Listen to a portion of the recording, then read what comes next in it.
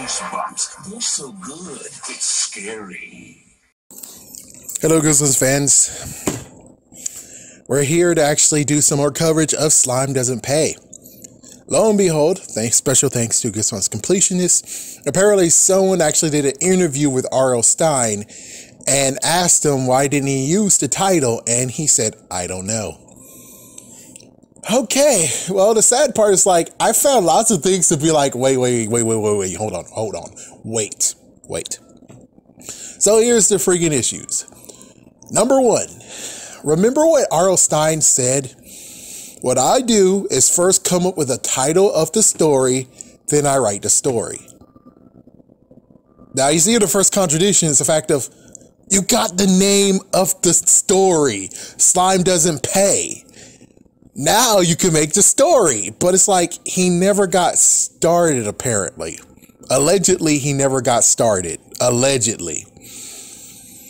And it's weird that he says, I don't know why. It's like, is it a cover-up?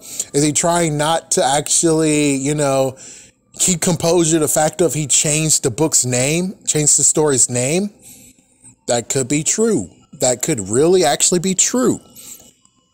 But the other idea could be this, is the fact of he forgot.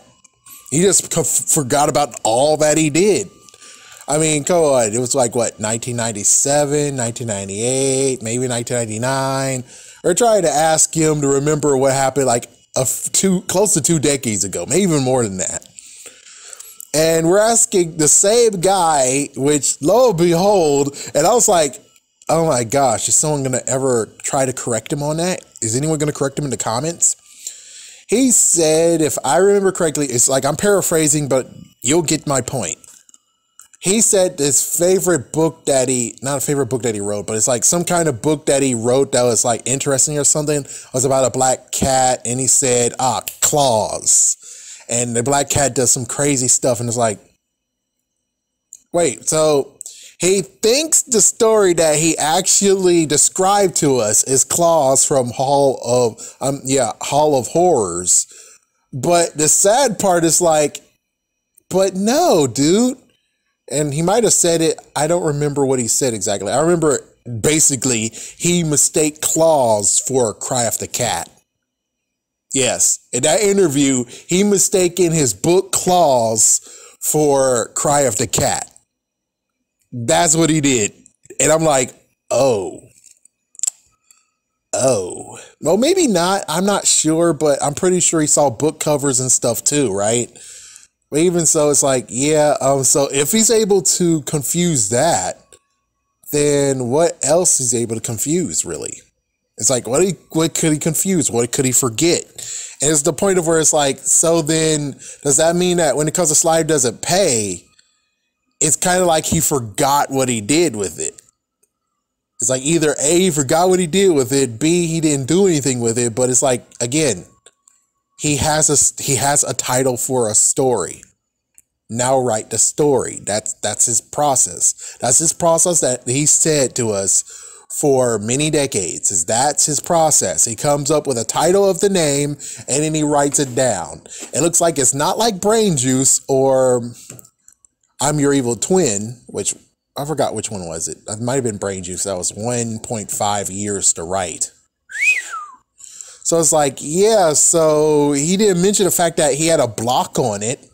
And I don't think he's the type that's like, I don't care. Yeah, it's like, I'm pretty sure he's close to his word. I'm pretty sure he's a man of his word and he would do it. The only messed up part is that even though he's a man of his word, and I know I'm still twisting it to where Monster Blood 4 most likely was Slime Doesn't Pay. If it took him like a year and a half to write one book, it's not surprising that it took him a year and a half or so to write Slime Doesn't Pay. So not even that, it's like most likely what? It was been years. It's like years.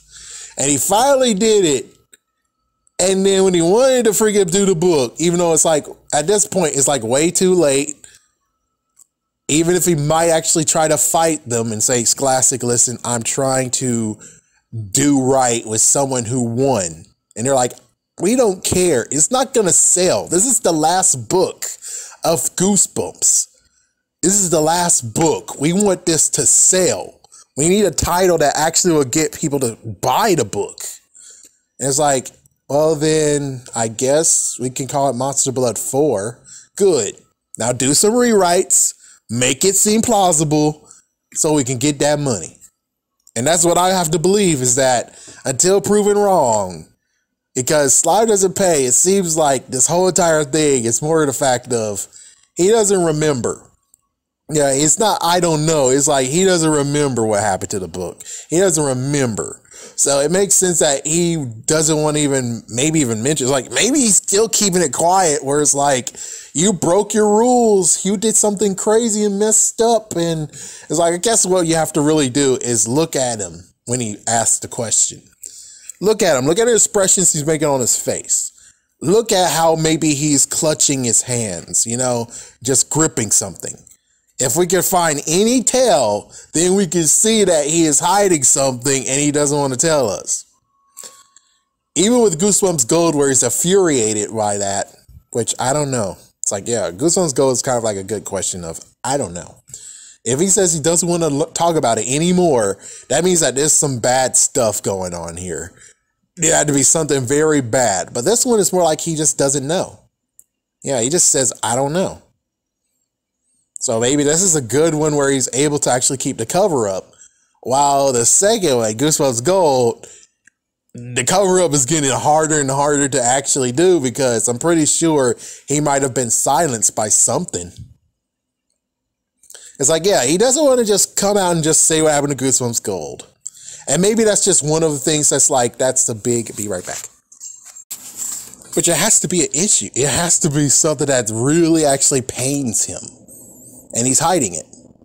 But this one, it doesn't pain him too badly, which it kind of should, but hey, I'm not going to question. It's like, most likely, if he says, I don't know, lots of people are like, I don't know. I don't know. It's like, yeah, it could be easily like a simple shift of, I don't know, because he might not actually be responsible for how this book ended, where it's not here.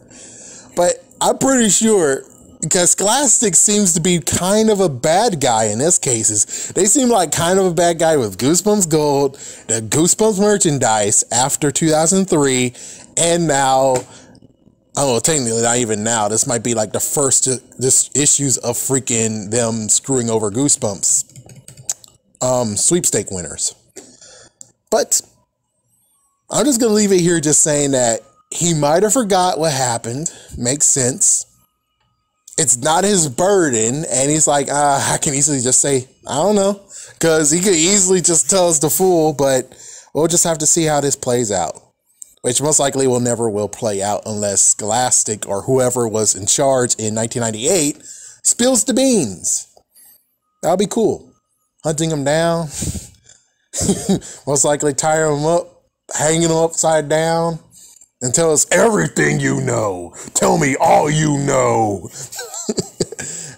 Let me say, I am not encouraging any of that messed up acts. It's like, if you actually take me seriously, you're messed up. But still, though, it would be cool to ask questions to all the people who work at Scholastic during those days. And hopefully they actually have a clear mind and tell us the full truth. And nothing but the truth, so help them. Have a scary day, have a scary night.